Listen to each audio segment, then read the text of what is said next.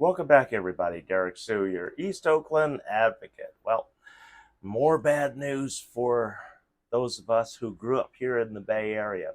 Raging Waters in San Jose announced that they will not be opening the doors in 2024 next year. And so, for a lot of us, I mean, that Raging Waters opened in 1985. Last time I visited, I don't go there too much anymore because, well, I don't have any kids and I'm kind of old. So there's no real reason for me to go. Last time I went was 2009. And I was dating a woman back then. She had two kids, and her kids wanted to go to Raging Waters. And so we went to Raging Waters. I had a nice big uh, pickup truck, so we could go down there, and it was fun. And that was the first time I had ever been to Raging Waters. Before, I'd been to the one that a lot of us grew up with, the Manteca water slides. So, um, Manteca water slides, they closed up. What was that? 2004, and um, I went out there with my wife, and my stepson was also home at the time. So we all went out uh, to Manteca water slides for uh, kind of the last hurrah weekend before they closed up. And I had gone there a lot uh, when they first opened. And that was the only reason why I went to Manteca back then, was the water slides. And then before that, a hangout was right here next to the Oakland Coliseum, the castle, and Malibu Grand Prix. So these were the fun entertainment family centers that many of us grew up with, that unfortunately have fallen victims to the times. And the times say that the property is more valuable than your business. And so developers are buying up land left and right, and putting up buildings instead of fun centers for families. We need places for families to go, places that are safe, places that are fun, entertaining. Raging Waters was a lot of fun. Geez, I was I was pretty old when I last went there, but wasn't 50 yet, and so I had a good time. They had one of the big entertainments. The thing that I really wanted to see was the wave pool, and so every so often, every so many minutes, this wall would just come moving forward. There'd be a blast to let people know, okay, the wall's about to move, and then here comes the wave. And it was pretty cool. It was like a 4 foot wave that would come right at you, like you were in the ocean, and it could knock you down. But it was a fun place to go to, and it wasn't cheap. And I can understand why a lot of fun centers are closing down, because unfortunately we're going to lose Great America in Santa Clara is shutting down. Uh, a new property owner took possession of the property, but they're allowing Great America, that many of us grew up with.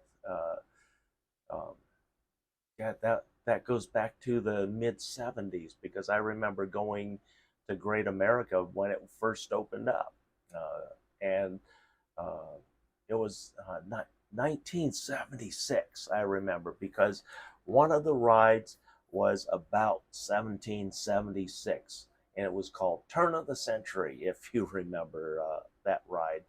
And then it became the Demon when it was held by another corporation, but same basic thing. But all of the fun centers are going away because high cost of maintenance. Maintenance is astronomical, and it has to be done. It's something that the parks can't skimp on. Uh, Also, another big expense is insurance. And now, with insurance agencies all across America, even businesses are not exempt from the insurance shortage that's going on. And I know that uh, then the COVID hit, so uh, these entertainment centers rely on a certain amount of attendance on a daily basis when the season is open in order to be profitable. And then they have high electrical costs because those pumps are very thirsty, that move the water, that make everything possible. So uh, high maintenance, lack of insurance is a high probability, because we've been having difficulty finding business insurance right now, and we're in a steel warehouse, and this is nothing is flammable really, since everything involves water. Pumps are the only things that can generate any kind of heat. We use LED lighting, so we keep the costs down. The filtering is the highest cost, and that's running the pumps. Running the pumps is very expensive. It draws a lot of energy, and so goes with the water parks. It's just like the aquaculture business. There's a high maintenance in the water quality, because water quality is everything. It's in a water park. If a bacterial epidemic breaks out in the water and it's waterborne, that water park gets shut down. And so the same thing, you have the high cost of the maintenance of the pumps, the operation of the pumps, filtering. Filtering media is extremely expensive and time consuming. And then the constant tests on water, because on water parks you have to have a certain amount of chlorine. Active chlorine is the key word.